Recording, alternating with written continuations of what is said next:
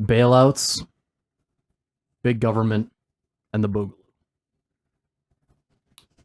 So, let's talk about bailouts. It's interesting. We know about the main one, B's. which is what was it, $25 million to the Kennedy Arts Center, Yeah, something like that. and then they laid off most of their musicians and everything, and we haven't even delved into how they're going to be spending it. I'm sure they're going to put up barriers as to how that money or that bailout money is going to be spent. Yeah, well, I think most of it's divvied up from what I've seen. Yeah, and it's not going to go to the people, on the ground working and everything, Yeah, as this entire bailout package should be. we'd want to mostly go towards people. I know there's some that's bailing out small business, but I'd say like 50% maybe is going towards helping the general population. Yep. Most of it's maybe going to government programs, and I mean, I can't say the government isn't helping general population, but I don't know, man. Yep. All we're doing is we are taking a loan from future generations to bail ourselves out right now because of the fear we're living in. Precisely. And that's what it is. I mean, people think the first reaction, including myself, by the way, and I'm sure many people, regardless of political or apolitical affiliation, we're excited that we're getting a $1,200 stimulus check. I know. I see people are like, I can't wait. Yep. I can't wait to get money from the government. But then they don't think about where that comes. That money has to get borrowed. You tax the producers, the income earners, or you just print off money and you inflate. Maybe a combination of all three, like we've been doing since 1913, right, when the Federal Reserve was first formed. And most people don't think about that. And for me, and I already know how I'm going to spend that money. Whenever that gets brought up in conversation, Yep. all of us try to kind of hold back and say, oh, we don't know. We don't know how we're going to spend that money, but we know how we're going to spend that money. Each of us are on our own. Oh, I know, not putting it towards a credit card and There you go, dude. knock it down. Yeah, I bet. You bet. What are you doing? Probably mostly the same thing. Might buy a few more books. And You're gonna go on an Amazon shopping spree. I know. Books and fucking You're gonna vitamins, blow man. $1,000 on fucking Amazon shit. Amazon can't No. wait for you to get your tax return. I know. Bezos is fucking up in his ivory tower. Yeah. Whatever with his empire. But yeah, we all know how we're gonna spend it, but none of us, or at least most of the American populace, doesn't realize that money has to come from somewhere, Yeah. and they don't really care if it's just a loan for future generations to pay off, like you said, Mhm. because they're the ones getting it. They don't see it's what's seen and unseen, Yep. and all they can see is that $1,200 check. Which, if it's one time, that's one thing, but hopefully, I mean, if the state really uses the guns of government, which essentially that's what it is, Mhm. to keep us home during this quarantine, and then they extend the quarantine for months, well, we don't have a choice, Right. and it's Well, because if you can't just drive your car around and the police are going to pull you over and possibly fine you or arrest you for just driving, what are you supposed to do? I mean, you're probably going to have to get a special pass that says, I'm an essential employee, I'm on my way to work. So that way you don't get like harassed, or maybe you're going to have a special flag you'll have to fly on your car. Who knows? Yep. And then I'm It's sure, ridiculous. and then there's probably going to be a government program that looks at cards, being counterfeited and everything. I'm sure there's a verification system. Oh, We're going to yeah, have a barcode definitely. system just for essential workers who have their cards. Think how much that's going to cost. Oh, Jesus Christ, yeah. All of this is just going to be so expensive. Yep. And, politicians, of course, on both sides of the aisle, but mainly on the left, don't really care about costs when it comes to those kinds of things. No. They don't ask any questions. They just say, hey, here's what we want to do. What is money? You just print it, whatever. Pretty much. It's like I was telling you earlier, man, there should be a government agent just at the USPS postal office, whatever, who just hands out paper money, because that's essentially what we're doing. I don't think this bailout, or the part that goes to the individuals or the American citizens, for adults, it doesn't discriminate between who earns an income and who doesn't. Mm-hmm. So if every adult, even if that, the adults who don't earn incomes, they're still getting $1,200 stimulus checks, well, that's socialism. Yeah. I mean, in that regard. But for everybody else who earns an income, proportionately speaking, you just get more of what you earn back, but there's no cut in Right. spending. There's no reduction in federal spending. Right. That's the real drawback to all this. It's just more money, and it's going to lower the value of the dollar, wouldn't you say? Yeah, definitely. It's going to definitely speed it up. And, you know, like we said, I think it was on the last podcast where we talked about the Fed injecting, you know, trillions into the economy for a temporary boost in the stock market. Yeah, $1.5 trillion or something like that. On top of this package, so we're dumping in like almost 4 trillion in this short span of time. That's kind of crazy. Yeah. Like that amount of money based on how much we've spent over the course of the entire, you know, existence of the United States. We've only ramped up our spending since like 2000 with all these wars that we've been in. Yep. And because it's kind of crazy, all the other wars that we've been through were actually funded.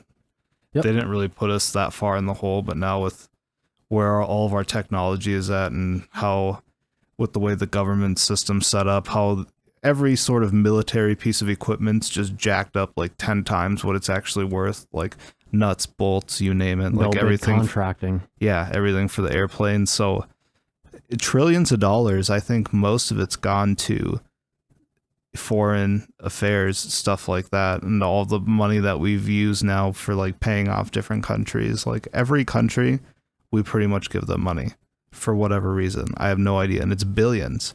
Billions. Mostly going to third world dictators, and yeah, that's the whole conversation about foreign aid is if like you say we're gonna give $500 million in foreign aid to Guatemala or Honduras to combat poverty, whatever is encompassed within that, right? Right.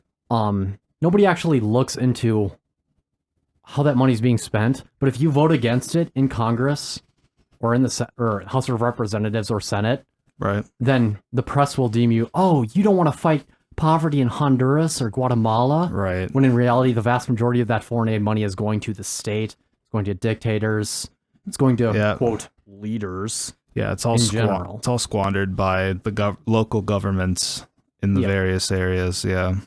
Yep, we see that a lot in Africa because everybody uses Africa as this, you know, puts it on a pedestal and says, you know, we need to help people in Africa, which is fine if you do it privately because there's less waste. Yep.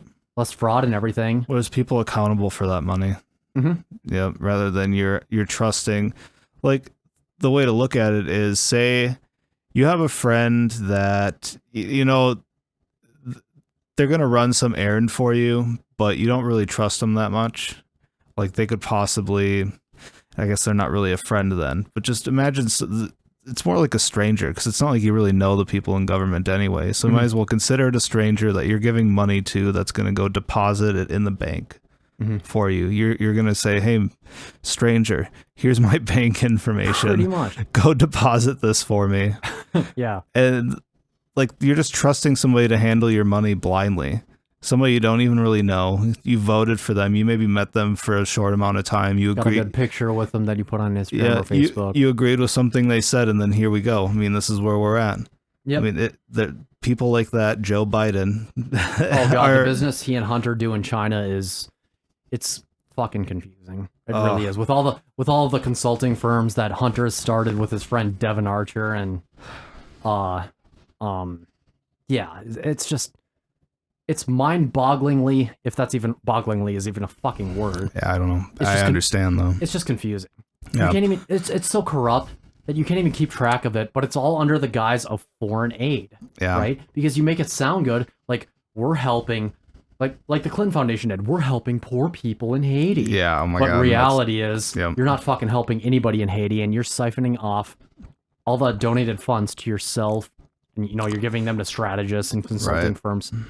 And to other people to whom you owe favors. And that's what we could really tie it to this bailout money is because the reason why Thomas Massie, representative out of Kentucky, for those of you who don't know, received so much blowback by the media and other news networks. John Kerry called him an asshole and that he's basically a masshole, whatever. And then Trump called him out in a tweet. The reason why was because he wanted the bailout vote on record. So it's not just a voice vote. You actually have to go on record. Yeah, I really don't understand that. So there's votes where they don't have any record of who cast what. So like the yes, the no's. If it passed anonymously. Is that what we're saying? It passed, it passed unanimously. And then, or it would have passed unanimously. And so like, he just didn't want to voice vote, so he could like stall it and delay it a little bit and try to get it to a recorded vote. So that way, when all the stories and articles come out saying, oh, well, that $2 trillion, some of it went to the peasants and the plebeians, but most of it went to this corporation, this casino, this airline. Okay. The most. Okay. In proportion to its market share within that particular industry. And I just see small corporations, small businesses getting fucked because it makes it even harder for them to compete if they don't get an adequate bailout. Right. Well, especially like think of how many places are going to close, how much market share is going to get picked up by big corporations that are going to be able to withstand this sort of a hit. Yep. Where there's going to be small, local mom and pop shops that aren't going to be able to sustain this. I saw that hundreds of places are closing. I shouldn't even say hundreds, thousands. Mm-hmm. So, I don't know, man. It's crazy. Yeah. It's kind of like during the Obama administration when Obama and his administration, well, they wanted to raise taxes, I think, when it comes to the airlines industry and stuff like that. Mm-hmm. The airlines, when it comes to flights and baggage fees and everything, they wanted to increase taxes. A small conglomerate of airlines actually banded together and lobbied against this because they realized that if the taxes were increased and the necessary measures were implemented, they would lose market share to the bigger airlines. So then when he passed it, whatever, and implemented it, the smaller airlines got fucked over and the bigger airlines gained market share. So even during a non-emergency bailout session, that's pretty much what happens. It's fucked that goes on all the time. Well, the Republicans, of course, say nothing. If we're having a serious pandemic, it's kind of pathetic that this is what our politicians are doing, is they're trying to pass their, the things that they want to get through, the harder stuff, they're just sneaking it in when people are wanting something, so they come up with these ridiculous packages that just end up benefiting the rich, greedy corporations that have their hand in government. Yeah, I mean, whoever... that people are supposedly against, but here we are helping them again. Pretty much. And I wish citizens or government human beings would get more pissed about how that money's being spent, because obviously all we said, I guess, if we could use we collectively, was, we want our stimulus checks, we want this, this, and this. Well, I wish we would have all kind of banded together and said, okay, we don't want any riders or anything attached to this fucking bill. Right. We just want the relief that was caused by you, not by us. Yeah. By these arbitrary mandates that are implemented by governors who derive none of their quote authority from any legislation that would give them the power to unilaterally shut down trade and businesses and companies and everything, and shut down the economy. Essentially, the economy's anemic, kind of, in a sense, right, because of it. And to think it's gonna get extended, I mean, that just gives more of a power grab, I think, to them, state. Yeah. Oh, they're definitely taking advantage of this. You bet. I mean, we saw that guy who got arrested in Malibu, off the coast of Malibu in California, just paddling along on the ocean, a few hundred feet out from the actual beach, physically. And a boat just cut him off. Somebody from the Coast Guard or somebody just cut him off, and then within a few feet arrested him. And there was a second boat, I think, that came in, but there was seemingly... It's going to become an iconic photo, I think, once this coronavirus outbreak pandemic is over with. Yeah. Where the officer's taking him away on the beach. Right. And it was for me, it was the line, at least in the public spotlight, where we saw somebody getting arrested when nobody was near him. Yeah. So technically you social distancing. Right. And so it makes you question, makes the average person who doesn't think about things like you and I do right now, Yeah. makes them question, is this a guideline or is this a law? Right. Because just because the governor says something, there's no legislation or legislative authority to back it up. Right. So it's kind of murky. It's this kind of gray area that I think the state is trying to just kind of lurk around and see what's happening, see what the response from the populace is. Well, yeah, it's a test to see if people understand what their rights are, because if they were to actually challenge this and it were to go to a court, they would win, I would think, because you would say, what is the law? You know, we could go back to the Constitution, and I feel like the Constitution would cover it right there. And so it'd be an interesting battle to see how it plays out. And that guy should fight it. I hope that it does become one of those battles. Like, I don't know what were the repercussions? Did he actually get a fine? Because I would fight it. I would try to get in front of a judge and make your case and say, what is the law that I broke for being in the water by myself? And if he took, here's the thing. Here's where they make it really hard. And you raised some really good questions as it pertains to that.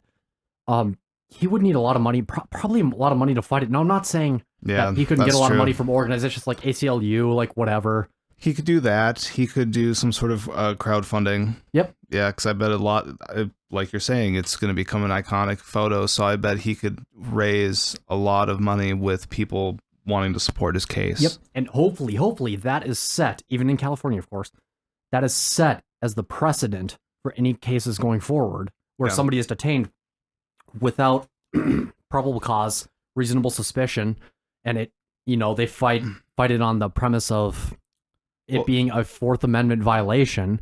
Yeah, if it went to like the Supreme Court, it would have its own name if he ended up winning. So that's what they would look to. Yeah, that's what you're saying, right? I guess it depends on how specific they make the precedent too, because he was technically, I guess, offshore, even though he was within like the 12-mile jurisdiction of the United States. But I mean, but the general idea is, of course, it would go to the Supreme Court, like you said. Yeah, and that would be, it would get its own name, like Roe v. Wade. Yeah, would it be exactly? Would it be like, I don't know, what are the words I'm looking for here? Could they have jurisdiction because something with the beach? They could regulate the beach. Yep, the beach is closed. You're violating it, but because then you could. And then they would have to argue on an entirely different clause, like the beach was arbitrarily closed because there have been pandemics in the past or diseases in the past that have been much worse in terms of the death toll, the death rate. Right. So why didn't you close it then, but you closed it now when it's lower? Right. Well, yeah, I mean, there's that. And could they just say they can close it for any sort of reasons due to it just being unsafe? They just deemed it to be unsafe, so it's closed. Yeah. I'm sure that they have that written somewhere. So I bet that there is something that they could come back with and just say, here's a fine. Thanks for trying, you know, just pay the fine. That's probably what happened. He would lose by, like, maybe if it did go to the Supreme Court, I think the state would also, put its top lawyers on it. Yeah, that's true. If you really wanted to take it to the end and have a, precedent, if he didn't win in the appellate courts, in the appeals court system, which already takes years as it is, right? Yeah. It'd be like, in my opinion, a 5-4 majority for the state, but then the state would say, okay, we spent so much in litigation, in just pissing away taxpayer money, we're just going to give you a small fine. And obviously, organizations like the ACLU would probably, and donations in general, crowdfunding would probably be able to cover it. Yeah. And that also reels us in, I think, deeper to the rabbit hole, which is this entire quarantine subject itself. And if heads of state and people who are so cloaked in power can just shut down business at any time, because if this is the precedent in terms of the numbers, that's what they cite is the statistics and numbers to cloak themselves in power and say, even without a specific mandate, we can shut down everything. We can shut down the fucking country. Yeah. Whether it be Trump, Cuomo, Walz, anybody. Yeah. Well, that's incredibly complicated. It fucks up the entire legal system when you think about it. Mm-hmm. I mean, we're hearing about a few cases here and there where people are stopped on the road. They're asked where they're going. and they're given a citation or a ticket because they violated curfew in certain jurisdictions or municipalities because they were out past it. Yeah. And well, that's a direct Fourth Amendment violation. Right. Yeah. Yeah. Freedom of movement. Yeah, and I was just thinking of how much of a big power grab this is, and I was thinking of the money. And they say that you get $1,200, right? But if you were to say divide it up by every citizen, you would get $6,000 each for the $2 trillion that we're taking out. It's $2 trillion, right? If it was just to go to the citizens, right? Yep. Yes, if it was just to go to the citizens. So I just did the math quick. If you were to actually take that then and say, I just took 17.5% of that then, because that's basically what that would be. Let me just do the math here quick and figure it out. But it's closer to like less than half a $500 billion. You know, that's still a lot. I'm trying to say that it's a small amount, but it's a lot of fucking money. But basically $400 billion compared to the $2 trillion that we're doing. So I just don't understand why it's that much fucking money. I understand that these corporations are getting shut down for a little bit, but just think of how much money that is that's going to either them or big government programs. Yeah, dude. When 350 billion to 450 billion would take care of the general population. It would take care of the people that pay the taxes for a majority. I mean, I know there's corporations that pay taxes too. So I still think that $1 trillion should get it. This extra trillion on top of all of it just seems insane. Yeah. And it's a lot of fucking money. Definitely. And we're relying on Justin Amash and Thomas Massey and once in a while Rand Paul to come out and tell us what is actually in this bill and what it's being spent on. It's just the airlines and the casinos, the two industries, industry of, gambling, what have you, sports betting maybe, and the airline industry, really just atrocious in every sense. They've gotten so many handouts over the years. Las Vegas was built on handouts and, cronyism, corporatism, certain people getting favors, others who don't cough up money, or they're lesser named companies or individuals or business owners not getting the money. It's just, they're the last industries that should be getting bailouts right now. And it's just, it's so shitty. And the fact that Republicans are kind of standing up to Trump in a way and saying, why are you able to unilaterally shut down travel to Mexico? Which my trip to Guadalajara got canceled from the 25th to the 29th. I was going to go. Yeah. And, enjoy some nice weather and see some beautiful architecture. It just, I wish Republicans would hit back against it. And there would be some blowback for just unilaterally shutting down travel by executive order when it could have been done earlier because he had known about it since the end of January, as I understand it. And he said, it's a Democratic, like a month ago, he said it's a Democratic hoax, whatever, it's not a big deal. Right. And now he's saying it's a big deal. It's like, okay, what changed? What was the threshold? Well, I think it's the blowback, the re-election, all that stuff. Well, now that makes me want to jump into this other side of all of this is the timing of everything. The election year. We're having, a pandemic at the beginning of it, as everything seemed to have seemingly failed with trying to put Trump in, the hot seat as far as how the general population feels about him. But he kept coming out on top. The polls kept, showing him on top. Yeah, he stayed between 45% and 50% approval ratings, which is even through all and ungodly through how he handled it and how he contradicted himself. Well, and how the media just completely, fires away at him constantly. Yep. It's either now become just like the boy who cried wolf, and now nobody wants to listen to anything that they say. They're not going to buy it. There's going to be the people that listen to everything that the media says. They just eat it right up. So there's going to be that base. But I don't think that they're ever going to be able to sway the people in the middle now because nobody trusts them. Nobody listens to anything that, CNN has to say, MSNBC, CBS, any of them. Fuck them. Like, so I just want, I'm not trying to say this is a coordinated attack, but my God, just the way everything's playing out, the way the media is completely covering for China, when you can see how it came from China. China's the one that really covered it up and delayed everything and made everything far worse.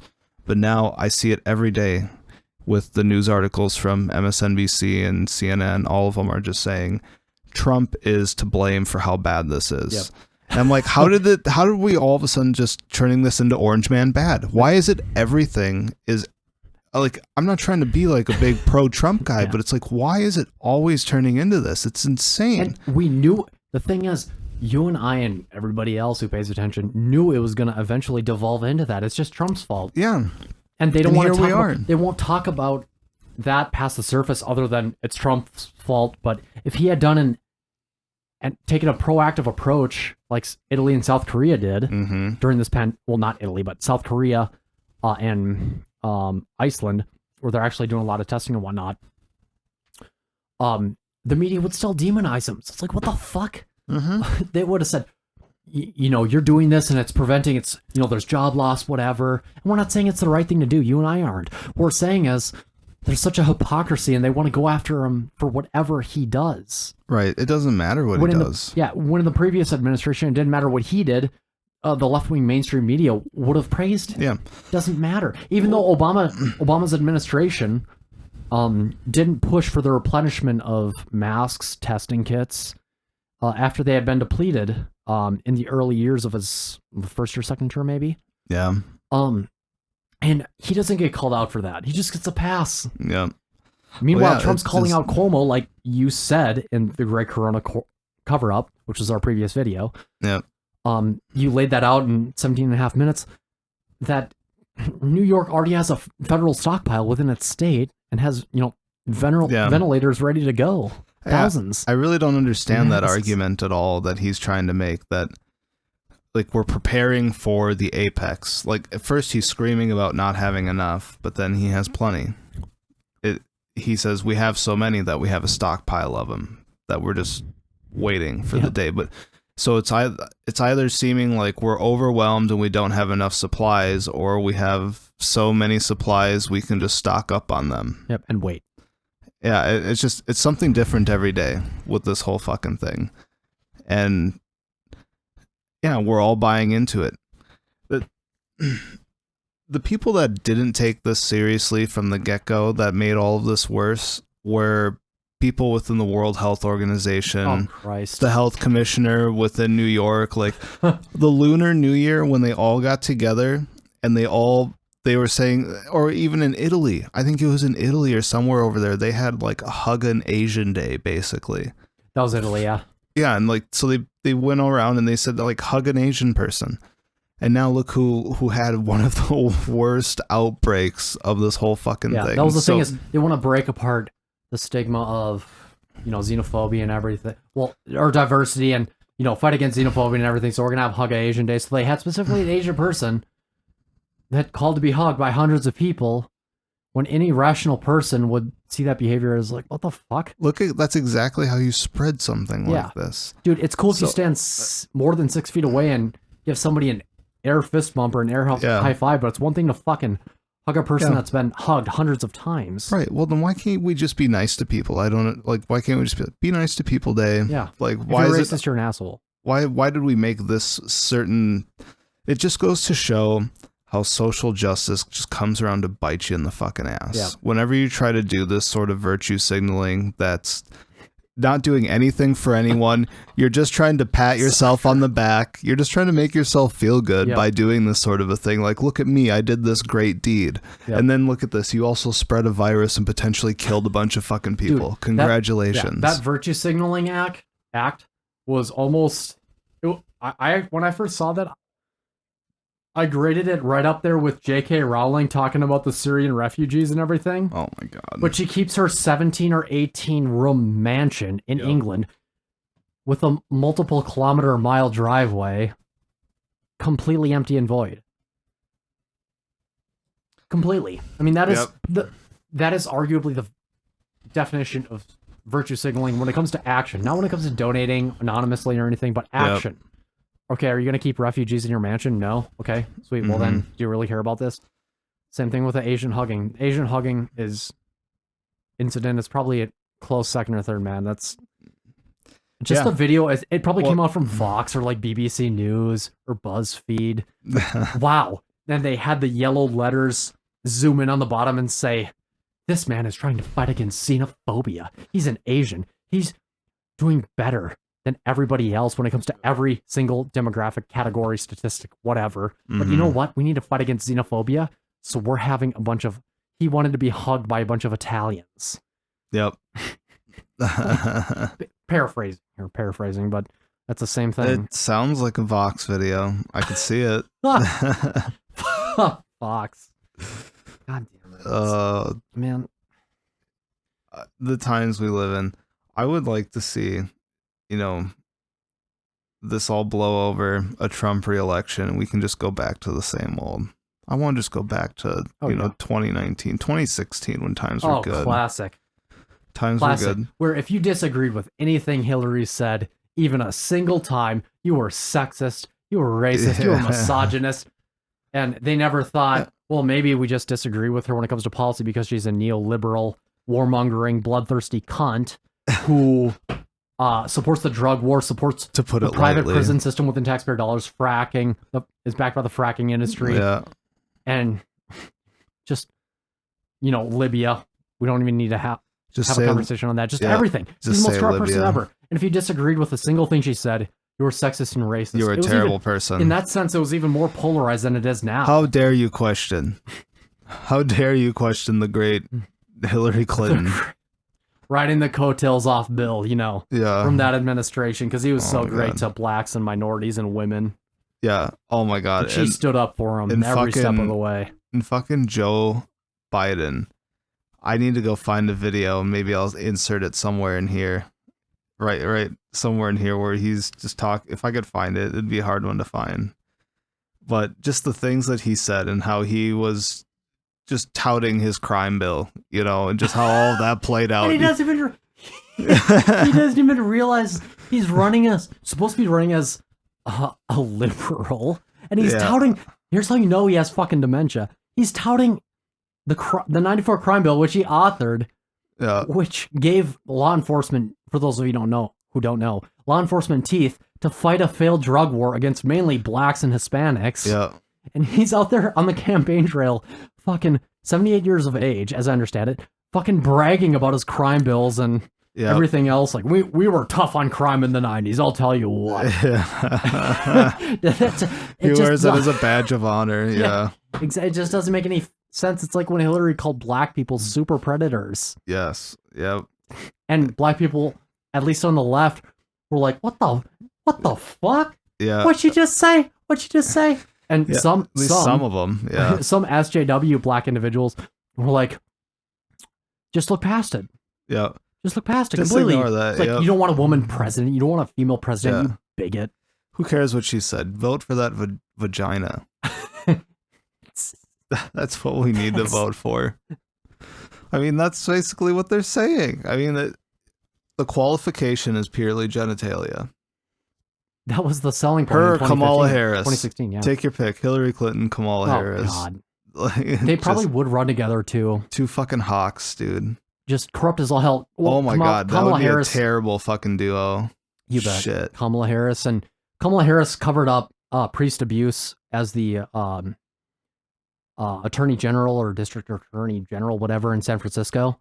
Yeah. Because the Catholic Church gave quite a bit of money to her campaign. And profiles in corruption. Naturally. Yep. She's one of the people that Peter Schweitzer talks about. And she's just so incredibly corrupt. She literally slept with her fucking boss to get put on state commissions that didn't require electability. Like, she didn't need to be elected for that position. What? Yeah. In California, of course. And I love California. That was her ladder to success. That's how she succeeded. We need to be more like California. That's what people say. So, if there's anything I learned out of that story, sleep your way to the top. Right? There you go, man. That's one of the ways, definitely. Willie Brown. Willie Brown was her boss, and then started sleeping with him. Got put on a bunch of commissions, and then ran for election. And man, Here we are. California politics, especially more than any other, is just so corrupt with Eric Garcetti and fucking Gavin Newsom. That would require probably 10 podcasts. We probably do. Yeah. Everything. I don't know anything about any of that stuff. I don't. So I wouldn't be able to contribute. So if you wanted to do your own solo one. No. I'd sound like a fucking idiot because a few things I would know what I'm talking about, but I wouldn't know how to connect them because they're just so all over the place between gerrymandering, lobbying, corruption, you know, how they halt the supply of housing, how that pertains to, you know, the district attorneys or maybe mayors of certain cities who can approve or disapprove housing projects and development projects. Being able to connect it all together, I think for me would be... Yeah. I'd sound like a fucking idiot. Yeah. Is there anybody that you know well enough? Like, do you know enough about Bernie to say what he's done? Why he's so fucking corrupt and a hypocrite? I could probably do it, yeah. You want to touch on that a little bit? Yeah. So I think it was in 81 when Bernie got elected as, what was it, mayor of Burlington by less than 10 votes or less, as the story goes. And, what'd you say? He got elected as mayor of Burlington. By, what was the last part you said? Oh, less than 10 votes. Less than 10 votes? 10 votes, yeah. Oh, that's what you said. Yep, for sure. Jesus. And then he gave, I think it was his second wife, Jane, a position, on, like, you know, taxpayer funded, of course. Mm-hmm. And yeah, of course, that was the first thing he did. Naturally. And that kind of propelled him to run for senator, many years later and everything. And this was after he got kicked out of a fucking commune, which you have to be a real worthless piece of shit to get kicked out of a commune. Right. Where all you do is volunteer, you work, you learn how to work, and all he wanted to do was talk. And like, you aren't even being paid. Like, was he being paid for that? I don't know. So that would be something I would want to know. So imagine you're not even... So it's easy to get fired when someone's paying you to do a job. But say you're showing up, you're volunteering, and they just kicked you out. We're like, we don't even want you to volunteer here. Just leave. The lowest of all. They just fuck off. But I'm trying to understand the situation, because if that's what it is, that is fucked. Yeah. Continue. Yeah. And I guess some sources say that he was also a shitty carpenter in his early days and quit that right away. Yeah. So he's the typical socialist, communist activist, but he just got successful and became a politician and lived off taxpayers. Now he flies on private jets, gets money from Tony Pomerlow and his family. Yeah. And his wife tanked Burlington College. You can read into that. I'm not going to talk about it a whole lot, but basically she put it in the red. There. She bought land. It didn't work out, and they still don't know how the college itself got the loan or how they secured the loan within Vermont, which sucks because Vermont's fucking awesome, aside from the politics. And she tanked it, and it's kind of obscure in terms of what Bernie has actually done with media bouts and everything with Old Town Media. But he hides a lot of what he does. Right. He really, and I think he has more at stake and he has more of an incentive to hide what actually happens in terms of his campaign and the finances of it, and his personal wealth, than other politicians, because he's railing against millionaires and billionaires. But notice he doesn't say millionaires millionaires anymore, because he is one. He is a millionaire. Right. He flies on private jets, and he really has never, at least in the short term, even for a few years, succeeded in a job in his entire life, aside from just milking the teat off taxpayers. That's what I'm starting to really realize about him, is like, so what has he done? He's never really done anything that has any sort of real value. So he's probably abused his power to get to this level that he's at, because I can't imagine anybody that's living off of a salary that's, well, I mean, what do politicians make? Maybe $200,000 a year? I think it's $174,000, but I mean, it's right up there. I don't know if it differentiates between House and Senate, but so say $200,000 top, but then you're gonna have taxes on top of that. Don't they still have to pay taxes then? Don't they have to put their fair share back into the system? Yeah. they don't get just take 174 out just straight cash, homie. They have to take Although I would a imagine percentage out. I would imagine they would pass a law that makes it tax free. They get some sort of tax break or something like that. Yeah. But even so say they get $170,000. That's not enough for you to afford 3 homes. No. 3 lake homes, or 1 lake home, and because his home is fairly expensive. He bought a $500,000 place. That's really nice. I mean, so to bring in that much fucking money and then to have what he has, like, it doesn't add up. No. And then he's gonna say, "Oh, I sold my book," which just it makes him that much worse, in my opinion, because all you're doing is saying, "I've been a politician my whole life. I haven't really benefited anybody. I've only lived off of the taxpayer dollars, and then I've sold a book to taxpayers to get even more money out of them." Which is at least in the sense of him selling the book and writing a book. If he did write it, it was probably ghost written.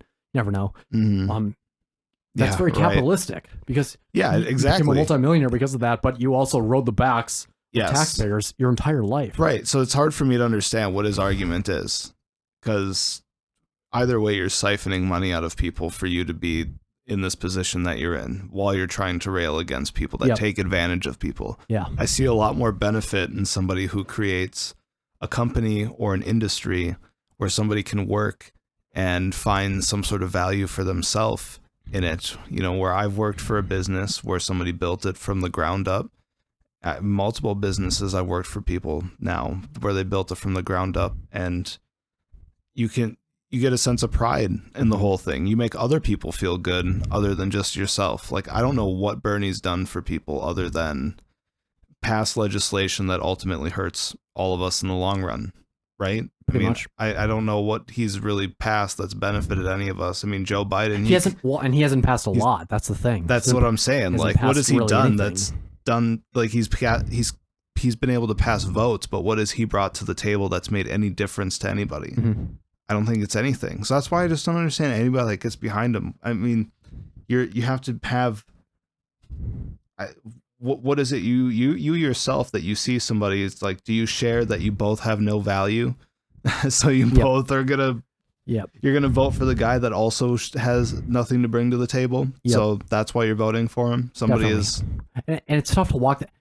All those points you brought up are valid, and it's tough to walk the line between trying to inform the average Bernie Sanders supporter or a group of them, and also not trying to be an asshole about it. Yeah, because they don't understand he's living a life of luxury at all of our expense. Anybody who produces, right, or provides economic value to the marketplace, because money's taken from us and given to the state and pissed away essentially. Yep. So it's always interesting talking to his supporters and what they have to say about him flying in a private jet. They don't even know about Tony Pomerleau and the Pomerleau family, and how they made him wealthy and stuff. And David Bittersdorf, he runs like a green energy company or a conglomerate of them in Vermont. You can read all about it. Yeah, I know nothing about that. They don't know, like, they don't consider that because even if it makes them look bad. I mean, and it shows that he's kind of conning them in a very effective way because they don't even really think about it. Yeah. His own positions that, we should fight the rich and everything. Well, he probably has offshore accounts. He has investments. Yep. He's fucking loaded to have, a place on Lake Champlain in Vermont. And I mean, you got to have fucking money. And I don't think it would be covered by even a lifetime in politics, unless, of course, you got a metric fuck ton of lobbying money when you were in Washington. Right. I would love to buy a fucking place in Vermont. Yeah. Either way, he has somebody he's like being bought and paid for. He's corrupt. Somebody's funding him. Because you don't get that much money in politics. You don't get enough money to live the lifestyle of Bernie Sanders. Yep. And he claims to represent the working class, but when you talk to his supporters and even him about a working class tax cut, not that saying, we shouldn't abolish taxation or just have a severe tax cut, but just a small tax cut and how much money it would save and how much that would benefit each working class family. He hasn't passed even that over the years. I'm sure at some point he could have passed a middle class tax cut Yep. whatever that is deemed as. You know, it kind of seems arbitrary, whatever, in terms of income levels, but a middle class tax cut, and Republicans would have been on board with that. Even during the Reagan years when he, you know, slashed the income tax from like whatever it was for the high earners, but middle class taxes as well. The Republicans, they would have been hesitant, of course, but they would have got on board with that. Yeah. And then he could have something to say. Well, you know, I passed this working class tax cut. The tax rate went from something to something, and people had that much more money in their pockets. Yep. And then maybe it would cause his supporters to think, wait a second, maybe a tax cut, maybe letting individuals or producers or income earners keep more of what they earn, that's actually a good thing. It's not a bad thing. Oh, man, that'd be crazy. You might have me all of a sudden get behind, you know, I might get behind the Bernie train here. I would, if Bernie said we're gonna, if he was focused more on tax cuts and regulations and slashing them, yeah. If he actually did something and was saying, like, if you know, was basically doing what you're doing right there, I don't know, man. It's hard to say that I wouldn't be, you know, at least interested. I would be interested. It's that easy, you know. So it's just like, what's going on? Just play into the crowd. He's fucking corrupt as hell. Yeah. Is he not? Yeah. And Bernie Sanders is corrupt. That motherfucker. In the second episode, of course, I talked about how Bernie talked about how he supported shutting down the Yankee plant in Vermont, which was a nuclear power plant that got shut down. Eventually, it was closed.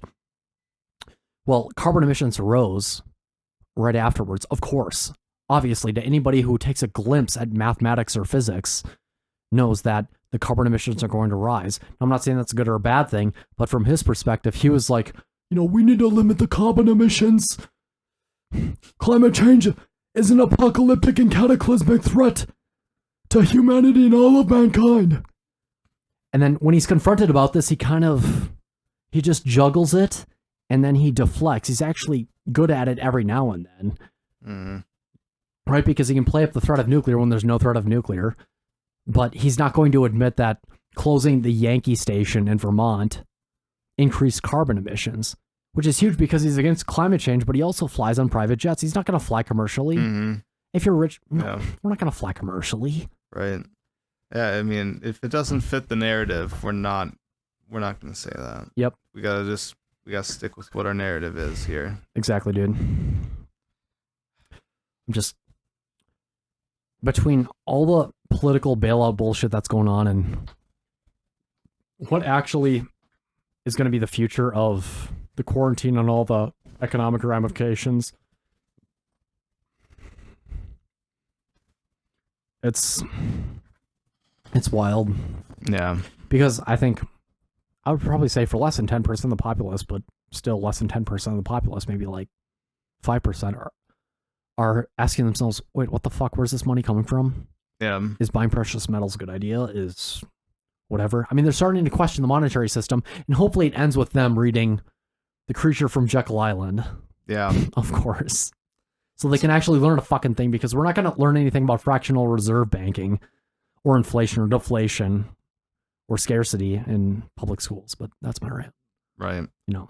Yeah. I mean, the Federal Reserve, they make the world go round, apparently. I don't know. I do question how much precious metals will retain their value. I mean, they have shown through the test of time that they do have value, silver and gold, but could it go towards something else? Could crypto become... I think crypto is going to overtake it. Not as much of a margin as I think the pro crypto or Bitcoiners think, but I think crypto is going to overtake precious metals, absolutely. Well, in one of these stimulus packages, they were trying to introduce a U.S. digital currency. Did you hear about that? I heard about Facebook's. I heard rumors about a state-sponsored. No, Facebook does have one. No, like what is Facebook's Libero or something? Or? Yeah, like the Libra or something like that. Libra. But there was going to be a U.S. digital currency that they wanted to create, you know, based with blockchain. I think that was one of the things that Nancy Pelosi put forward, but it didn't make it all the way through. So with that, could we see in the future some sort of electronically based currency, something we've never seen before that could retain value because it doesn't get manipulated? Yep. You can't lose track of it. It can't be mined more. Yeah. I don't know. That's the direction, and I think the ultimate end game, what's going to happen in an open sourced libertarian ANCAP society or anarcho cryptist society or something. I think it's going to go to the crypto-based currency, because eventually some company, for good or for worse, is going to be able, well, not saying any names, but SpaceX and Elon are going to be able to mine asteroids, and everybody who's been paying a metric fuck ton in precious metals is going to realize that once the reusable rockets and, you know, when we can bring cargo loads to space and back, whatever, right, they're going to realize once they start bringing back palladium, platinum, gold, maybe silver, iridium, whatever, your silver that's $17 or however much is gonna, it's completely cut in half, fucking worthless now, because I'm sure more precious metals, or in terms of the amount, more precious metals, you know, gold, palladium, platinum, are going to be mined on, let's say, 100 asteroids than have ever been mined on Earth in the history of fucking mankind. Yeah. Ever since, you know, we industrialized and started, you know, digging shit up and figuring out what to do with certain metals and whatnot, even before the times of, you know, Faraday, Davy, Maxwell, whatever. It's just, that's what it's going to. Whereas crypto, with certain cryptocurrencies, you don't have that. You're not going to be able to load the supply side, or load the supply and just drop the price. Right. It's going to be more stable. Yes. You know, currency. Exactly. And they use it a lot in Japan and South Korea. Yeah. Bitcoin and Bitcoin Cash, Ethereum. Yeah, I could see us moving towards that. I think the hurdles that we're going to have is education. So it may take a generation or so to get phased in and out, as far as like who's going to, you know, accept it. So there's going to be that exchange. So it's going to be a slow roll before we see it. But I think towards the end of our lifetimes, it's going to become basically the way things are. That's what we'll see, is electronic based currency. And I think the government just wants to be the people getting in on the forefront of it all. Pretty much. They want to be the spear. But, yeah. You know, as Aaron Schwartz said before he committed suicide in prison, the State Department, the government in general, they don't understand the internet. And that's why I think the companies, you know, the miners and everything, the people who are heads of the major exchanges and minor ones as well, they're going to realize that there's an opportunity, and the state getting at the tip of the spear really isn't good for anybody. Yeah. And I think they're going to beat him to it, honestly. Oh my God. Speaking of people that don't understand things. So, have you seen this hubbub about fucking 5G? Yeah, I've heard things about how there's, you know, been no proven tests when it comes to safety. Yeah, and people being concerned about it. So, there's this link, I guess, that people are making between coronavirus and 5G. Is it as ridiculous as the Pat Robertson link to coronavirus? What's that? He said the coronavirus is a result basically of oral sex. But I'm sure levels of ridiculousness, that's probably up there. That's up there. That's definitely up there. They're competing almost. But I mean, just to say that, so the installation of 5G towers, and then now that we're using this, that's why everybody's sick. Everybody's actually sick because of 5G. The coronavirus is just what they're calling it, but really it's 5G sickness. There's a group in Minnesota that's dedicated to talking about this. To finding out the truth. Yeah, I got invited by a particular individual that I'm not going to name names, but how much, just because I don't know how much she buys into it. I know that she buys in that 5G is not safe. How safe is it? I don't know. I'm not sure. Mm-hmm. But as far as it being related to coronavirus. Yep. That's a stretch. Oh man, and that's That's crazy. I like think conspiracy theories, but holy shit, what you got to do is that's far out. the mentality you have to have when it comes to a conspiracy theory is say, okay, that's fine. If somebody comes to me and says chemtrails are killing millions of people every single year, when he or she tells me about that, I have no problem. I'm not judgmental about it. Right. I'm still skeptical, but what I'm saying is you can have that hypothesis, but you must accompany with it Some metric evidence. fuck ton of evidence. Yeah. If you don't, then you sound like a dipshit. And if there are, people harmed by chemtrails, let's say, in Right. regards to their hypothesis, then you kind of You got to have something irrefutable. Yeah, I mean, the people that would be harmed by it, maybe some malevolent experiments that were done in the 60s or 70s by the Soviets and us, our government. Well, that's completely plausible. That's practical. I'm sure that happened. But you do damage to your cause when you say these things and they don't bear out. They have very little, if no evidence. Yeah. And again, I'm totally on their side. If they want to talk about all the fucked up shit the state did when it came to testing, infrasound, microwaves, nuclear testing at Jackass Flats in Nevada, if they want to talk about any of that, I mean, and spew facts and everything and have it backed up by sources, links, whatever, official documents, declassified documents, that's fine. I don't have a problem. It's when they, say these things without evidence that I think really makes them look like idiots, and it's kind of cringeworthy in a sense because you feel bad for them. One of the pieces of evidence that somebody posted was they showed where the 5G coverage was being installed at, so they showed their coverage maps. Yeah. And then they also showed a coronavirus heat map. Yep. So it showed all of the major cities. So it's like, look at Minneapolis lit up, New York's lit up. So like, this is where they installed all the 5G. And this is also where all the cases are. It's like, no shit. Yeah. You'd think most telecommunications companies would install the 5G where the vast majority of people are. Right. And so it's just, they take that as their correlation is causation. Yeah. Right there. Right. It's like, holy shit, you guys are insane. It's kind of like when Republicans say, all the major violent crime that goes on is in these areas.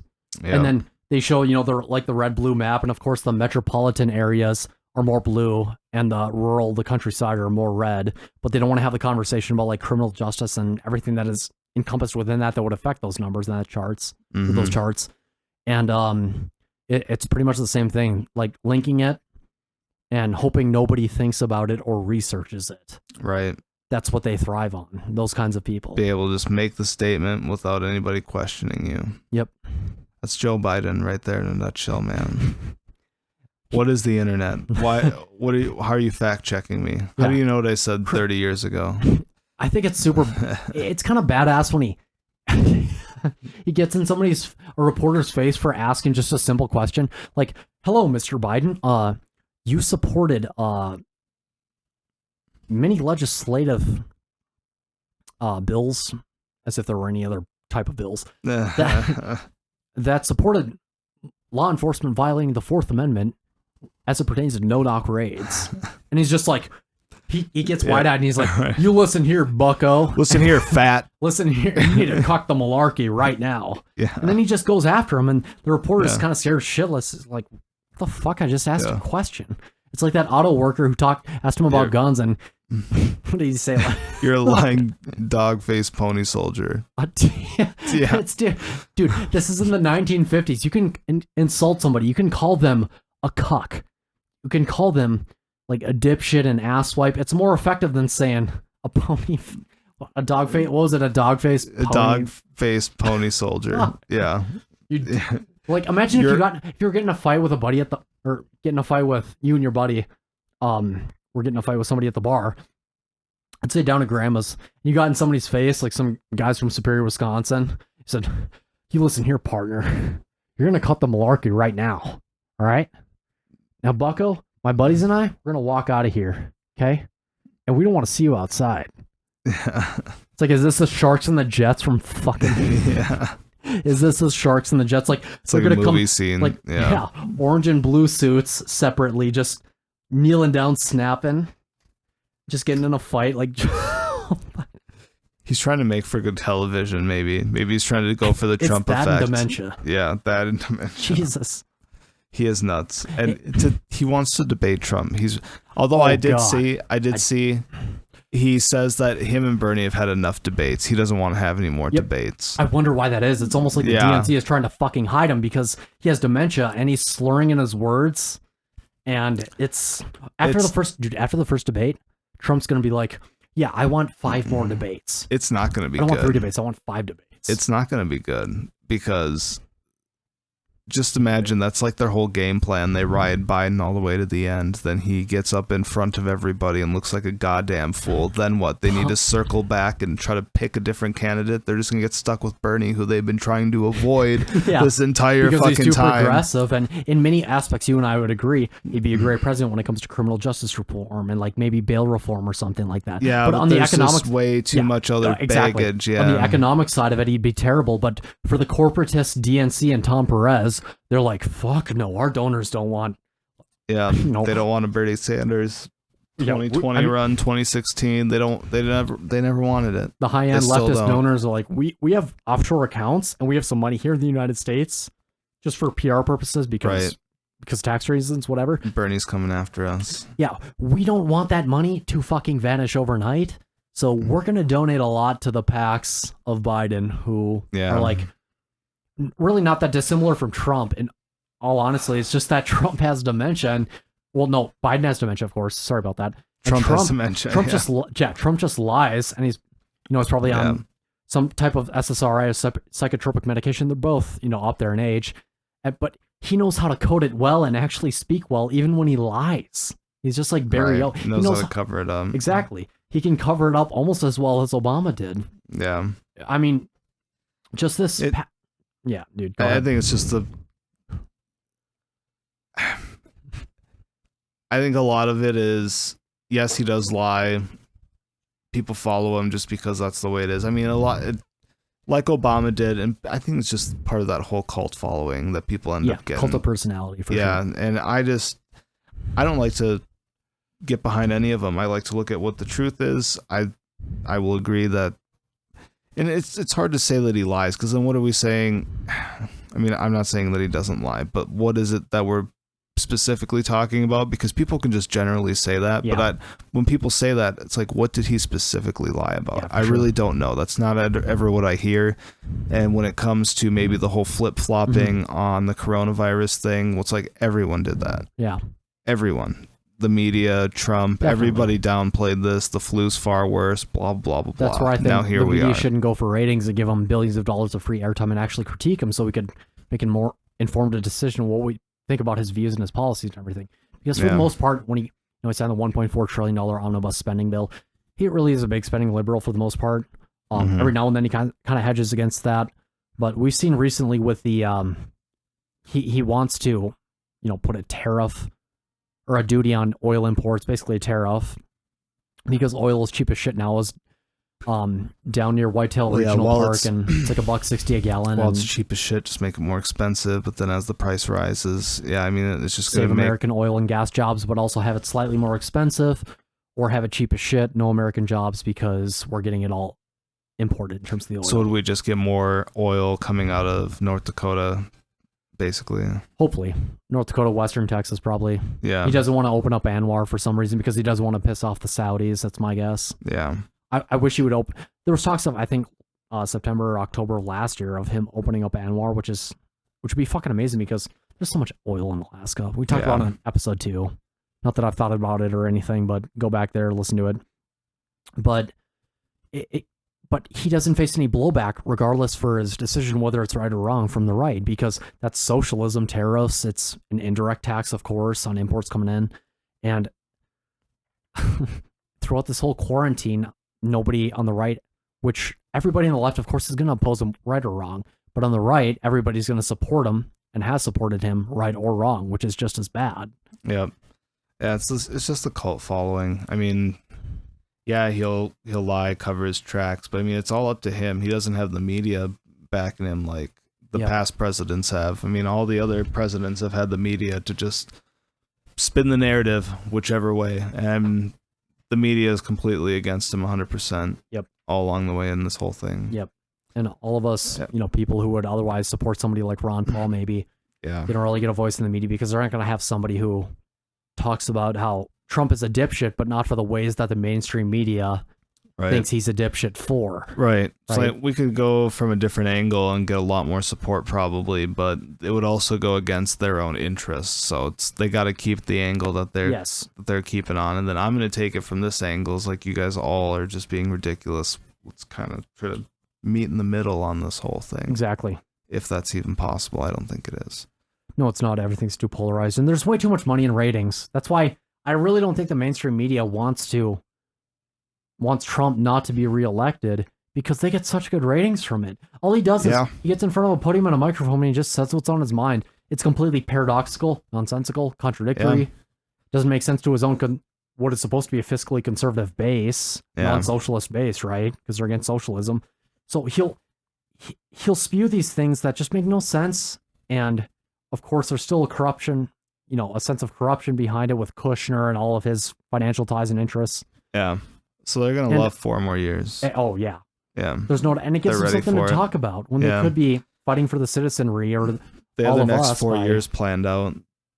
I mean, if they had a different president, then they would take a different approach. But I feel like they know what their approach would be regardless. I mean, if they get a Democrat candidate up there, I mean, that's easy for them. Yeah, they're going to, it's like when Obama was in office, they just gave him softball questions. Whereas Trump, he answers so many questions that are valid, but also many questions that are just completely fucking stupid. Like when CNN sends Jim Acosta to the White House and he asks the same questions. Yeah, they just. It's like, okay, Jim. They just do that to get him riled up. Yeah, you've just wasted a few minutes.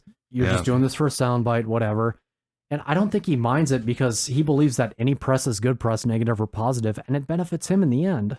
Mm-hmm. Which I just wish there was some hedge against a lot of the shit that he's doing. He wants to expand, you know, Medicaid, Medicare. Well, the growing the trade war with China and the expansion of government. Wish we could dial it back. Get somebody that's a little more actual conservative in there. Exactly. As far as spending goes, and you bet, dude. Who knows? Yeah, and I don't think that's going to happen anytime soon because of the special interests. You know, everybody wants their cut, and they're willing to agree that we're going to keep raising the debt because we don't want our special interest cut. You don't want your special interest cut. Dems have the House. Republicans have the Senate.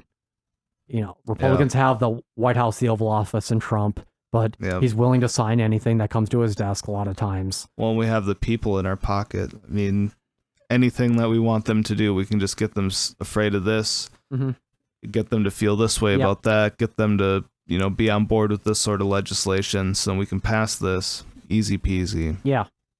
Things are good for them right now as far as government goes. I mean, government's strong. It's a revolving door of access that you got to pay for, obviously. And we saw that in an article yesterday on Novartis, Novartis, I don't know if it's a Swiss company or what, was a pharmaceutical company that makes hydrochlorofloxacin or whatever, the drug that's the anti-malaria drug or whatever that's promising for the coronavirus. Yeah.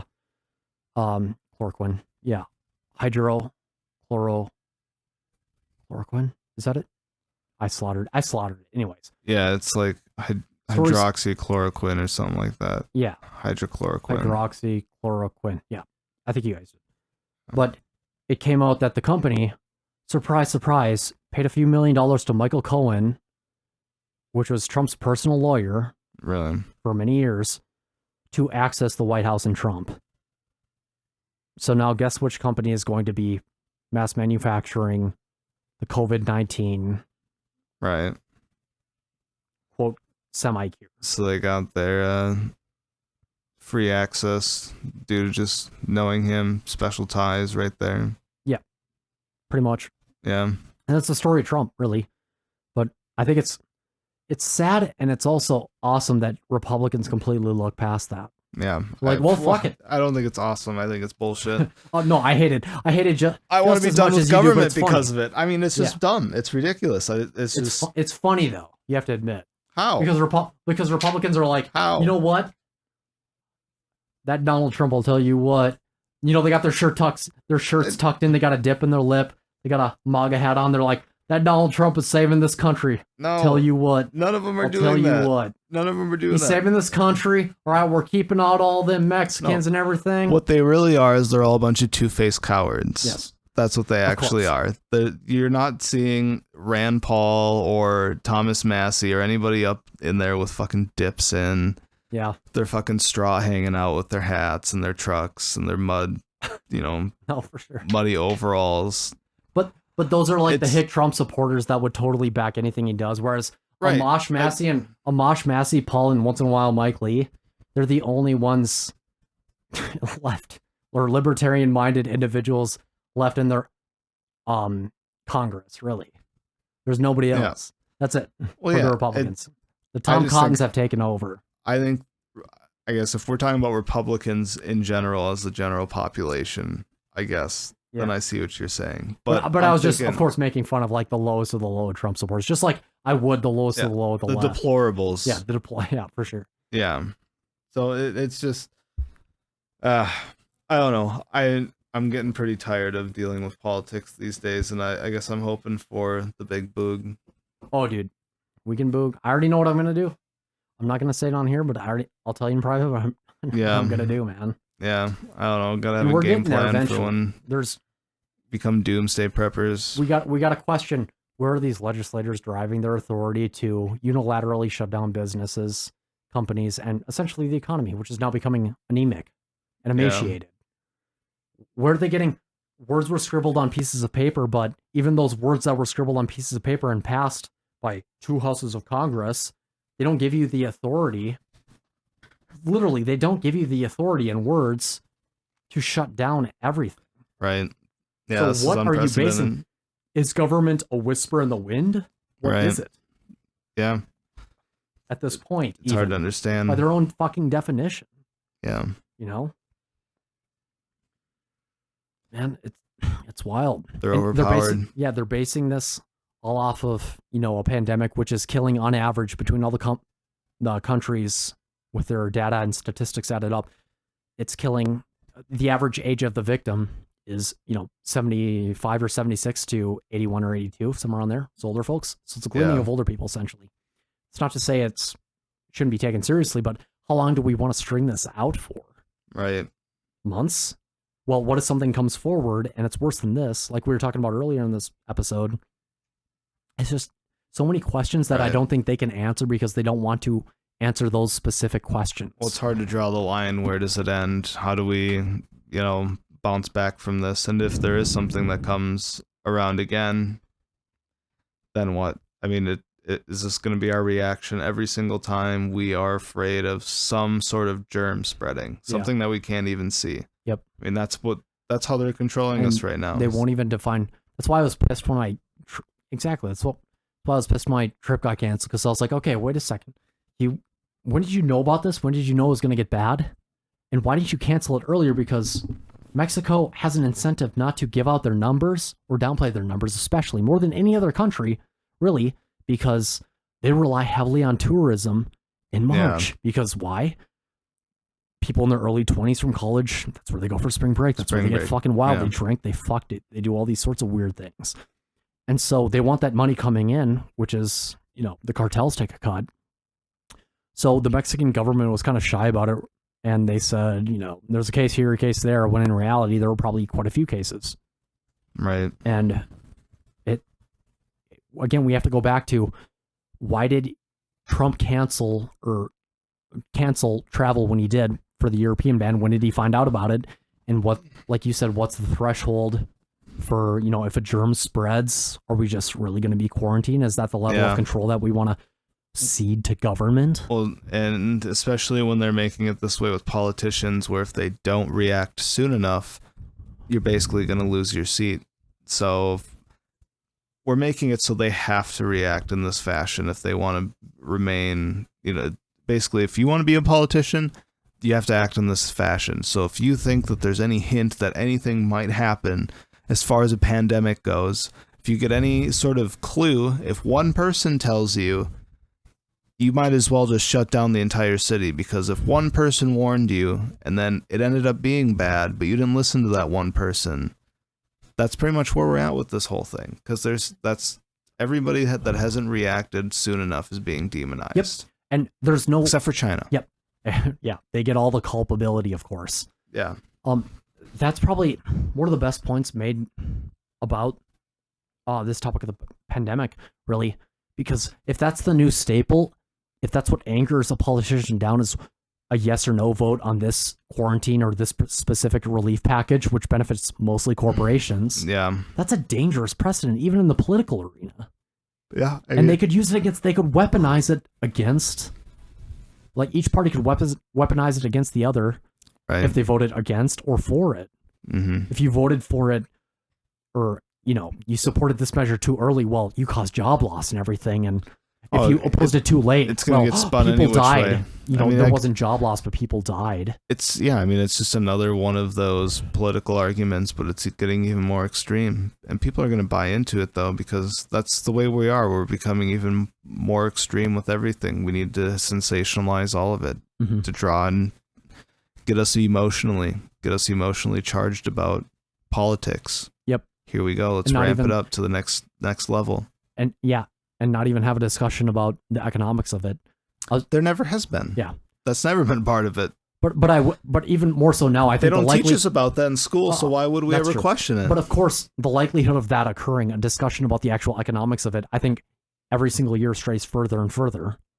I was talking to Scotty Molman about this, about, you know, confronting tariffs, or confronting Republicans about tariffs and import duties and everything, the fucking trade war. Well, we never will. And they don't say anything. All they say, you could explain to them the cons of tariffs and the like one or two pros of tariffs. And all they'll say after, you know, if they listen to you for 10, 15 minutes, all they say is, well, I don't really know about that, but I'll tell you what. Right. At least Hillary ain't in office, and I'm fixing to re-elect Donald Trump, goddammit. Well, yeah. And that's it. That's a question you can't have, or that's a conversation. You can't have any goddamn civilized talk about something that is important, that is going to affect them in terms of... That's a rational argument to me. Purchasing things when it comes to, you know, products and that individual as a consumer, right, or left. Right. Like that's a left-wing move. Yeah. Keynesianism, essentially. Yeah. Yeah. I don't know. That's where we're at with politics. We want to keep it simple, just sensationalize it so that we can get drawn in emotionally and have it's team based, you know, so we got to have tribalism. Yeah, we need to have our team versus their team, and then we know which side we're on based on these few points. And if you try to make it more complicated than that, boy, you better shut the fuck up. Yep. Or complicated, or depending upon the definition, I mean, even simpler, and trying to, like, you know, break things down. Oh yeah, I mean, well, then you start to break down what people believe, and if you start having people questioning their own beliefs, if they question their own beliefs, they question their identity. Yeah, I mean, then you get skeptical inquiry is more lethal than cyanide or fucking bison. Yep. Yeah, dude. Should we talk Tiger King? Oh my God, do we want to go down that road? Yes, we do. Yeah, I mean, all right, we're at 1 hour. Oh, okay, hour 60 10. plus 22, hour and 22. All right, we're at an hour and 15 minutes. Yeah, dude. All right, makes sense. All right. Yeah, so let me search. JC Hardpence, is it? Yeah. I don't know. So the Tiger King, of course, Joe Exotic has had 4 or 5 husbands. I think it's 5. Oh my God. And there's so much that didn't make it into the Netflix documentary. His second husband, as I understand it, JC Hardpence, his first husband died of an HIV-related, I think, disease. Maybe probably pneumonia or something. I'll check. I'll look it up later. Whatever, you can research it. But JC Hardpence was a husband of his. And he went to prison for being a pedophile for a few years, and then he got out, and then he fucking killed somebody, and then he went back to prison. I think he got charged with first or second degree murder, one of the two. So that didn't even make it in the Netflix documentary. Wow. Yeah. I mean, that's fucking wild. That part's crazy. I mean, there's so much when it comes to the ethics of what Joe Exotic did versus what that Neil Antiel was accused of doing versus what, Carol does. Mm-hmm. As it pertains to like ethics, morality, with certain tigers when they're done breeding and they're just kind of a cost, is it okay to shoot them? And it draws a lot of good questions. I think really documentaries could branch out from Tiger King. Yeah. Yeah, I mean, it is kind of a wild... Goddamn Carol Baskins. He adds the S. Check the cameras. Just adds the S. Yeah. It is quite the thrill. I mean, it's reality TV to the most extreme. It's so wild. It's so trashy. I've had a lot of shit happen on my mom's side of the family, distant mom's side of the family, and distant dad's side of the family. But all that just gets tossed aside, and that doesn't even compare to half the shit that happened in Tiger King. All the events that, of course, were documented upon. Yeah. Just the Travis Maldonado suicide. Joe Exotic. Crazy. Yeah, Joe Exotic lured him to the ranch, the GW Zoo or whatever. Got him hopped up on meth, of course. They don't really emphasize that part. And he, of course, voluntarily took it, I'm sure. Just at a low point, just trashy. And then he ends up shooting himself in front of Joe Exotic's libertarian, campaign manager. Yeah. Libertarian Party campaign manager, because he was running for governor of Oklahoma, I think. So he fucking shoots himself on camera. They don't show it, just show the reaction of the campaign manager. And that's that. And then for the funeral, not to, spoiler alert, not to give it away or anything, but yeah. Joe talks about the shit that he did sexually with Travis while his mom's right there crying. And then after that funeral... That part was crazy. That was... I knew that was going to happen too, where he briefly mentions Travis, talks about him, and then he talks about sexual acts he did with Travis. And then he, I think a certain time period or interval later, he invites Travis's mom to his next wedding to his next husband. And he just gets a picture with her, doesn't really talk with her or anything. Right. Yeah, just use her for the image of it all, and then she's tossed to the side. Like, basically took her son, got him to kill himself, and then used her after that to kind of cover up his own image, and then moved on from the whole thing. Yeah, kind of a savage bastard when you look at it that way. Of course, he caught the funeral on camera, for Joe Exotic TV, and I'm sure wherever else he fucking published it. Yeah. Oh my god. Yeah. That shit's fucked up. God. That's so fucking wild. God. If I tried my hardest to be absolute batshit crazy, with or without hard drugs like meth, crack, cocaine, whatever, you couldn't be half as crazy as Joe Exotic was on maybe even a little bit of meth. Yeah. Like, when he's just coming down. Yeah. And also throughout the docuseries, how comfortable he was with the cats. And in the beginning, of course, it was all about the cats, I'm sure, and then it became about money and power and everything, and he lost sight of it for sure. It's just weird, and how he really garnered it. He got everybody or anybody that wanted to get close or kind of involved in tigers. Didn't just turn it into a business; he turned it into a fucking cult. When we saw that one worker who got her arm bitten off. Yeah. She And didn't give a shit, and she just came back. What did they say? Over the course of 2 years, you can have reconstructive surgery on and off and still be able to keep your arm. Or you can just lose your fucking arm and go right back to work in a few days. She's like, yeah, I'm going to take the latter. I'm just going to go. I went right back to work. Yep. Okay, hopefully he's compensating you because, I mean, maybe you could have sued him if you hadn't gone back to work. Maybe. Right. You lost your arm. For fuck's sake. Oh, God. Yeah. I couldn't imagine. There must have been some sort of legal like work already. How far she already signed some sort of documents, so that they weren't responsible for any sort of... Or at least you would think they would be smart enough to do so. Yeah. Maybe They didn't have her sign any documents, paid her a little cash, and she thought it was a good amount, and she just said to Could've them, gone that "No, way. I'll get back to work." Who knows? But if they would have had video footage of it, of course, which they did immediately after, when it kind of blurs out the end of her arm or whatever, her stump. Yeah. If they had actually caught the incident, it would be very interesting if there was no contract written previous to her employment. How far did you stick your arm inside the cage? Right?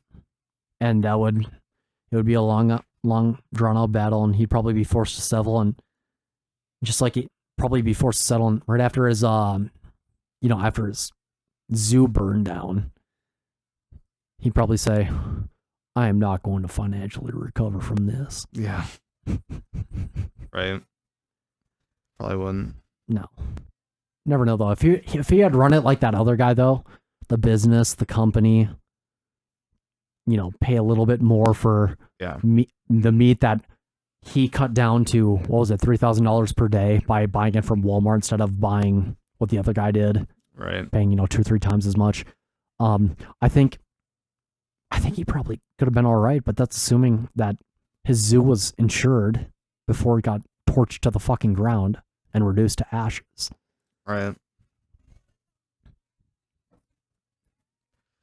Could have, but he was Joe Exotic, so Joe Exotic, wouldn't have baby. happened. Yeah. All the memes. Could have been that way, but it wasn't. So all the memes coming out from that, man.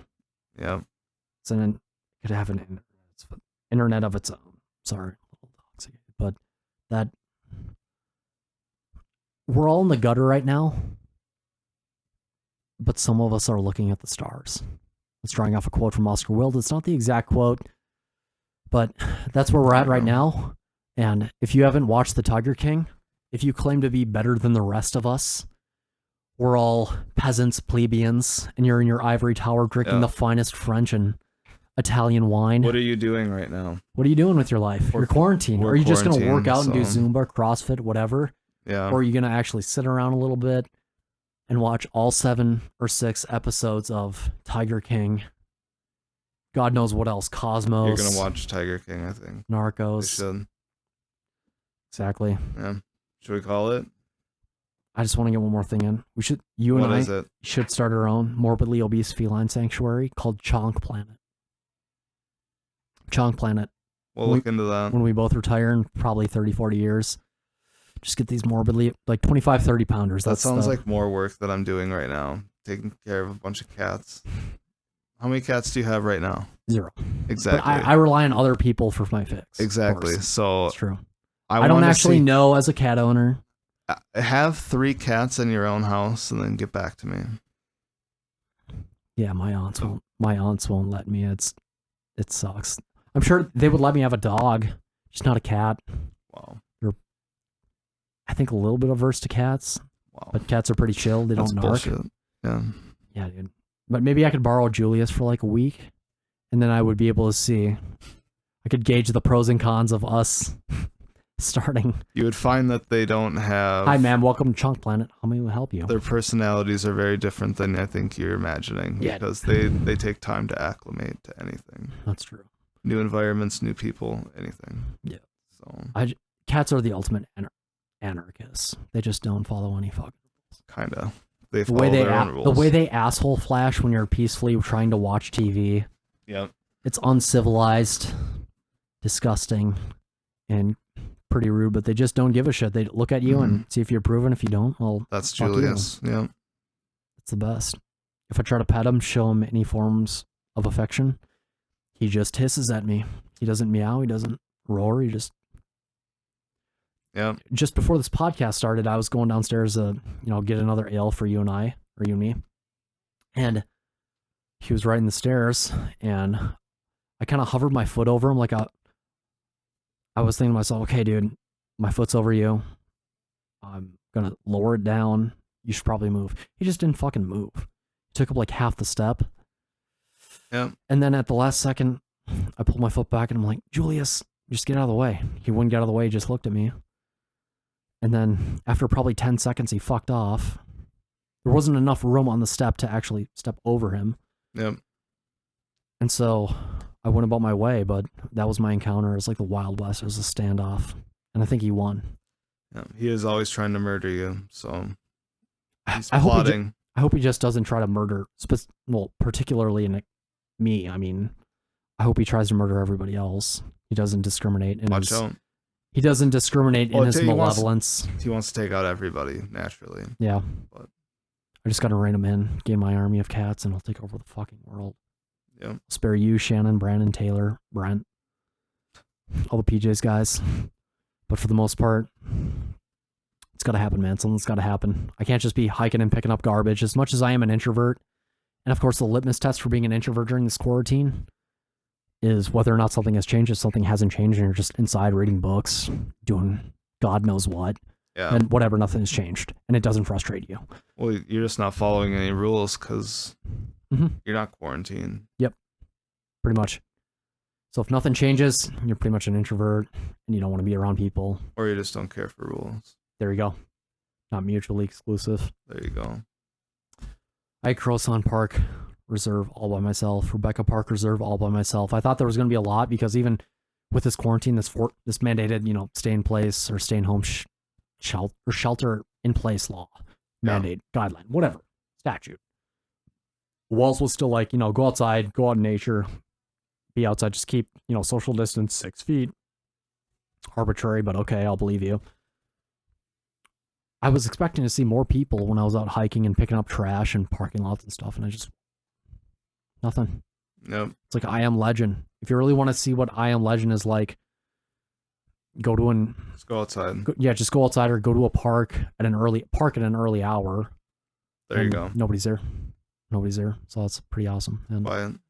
probably gonna hit up Palisade Head tomorrow and think about my existence. And that's one good thing about this quarantine, state mandated or not, is that it has brought clarity, I think, for all of us. Would you agree? Sure. Clarity in which sense? Just gets us thinking about what's important and whatnot. Yeah, I mean, but there would have to be a lot of action after that, and I don't think that's where many of us would follow through. I mean, it depends. Individual responsibility and how much we can each do on our own and sustain each other, or how much I am dependent on government. I don't know which one that I've learned. Whether I want the government to take care of me and I just sit at home and they just send me money and they make the world go round with just running their printers. Fed in the treasury, Yeah, or is it really us? Is it the people that, work hard and get up every morning and show up at their jobs that make the world go round, and it's not really the government? I don't know, man. That's a tough choice. Which route do I want to go? Let's just stay in quarantine and just game it up. Fuck yeah. At 8 p.m. or 9 p.m. every night, they can have a state mandated quarantine or like curfew that puts you into quarantine where you can't be out past 8 or 9 at night. And they have sirens all over the place, and there's just a Joker laugh at that time each day, or a maniacal Darth Sidious laugh. It'll be like... and then all the kiddies run inside, all the adults speed walk inside, and they know they have to be inside. And if you go outside, there's no brother. laws, and you might get murdered. Yep. What is that? What is that movie? Purge. There you go. I'm ready for the Boog, the Purge, the Bangarang, whatever you want to call it. We all have our plans. It's gonna happen. Maybe. The We'll Boog. see. I'll take it all on for a fucking Cybertruck if I have to. Come up here. There you go. Get the solar panel on the back. Just gonna have to steal some vehicles. Do some sort of Grand Theft Auto type shit. Apparently you can get a 5-star rating for just paddling off the shore of a beach in California, so... Watch out. Yep. Times are tough. Times are tough. All right, cool. That's episode 11 of Base Basement.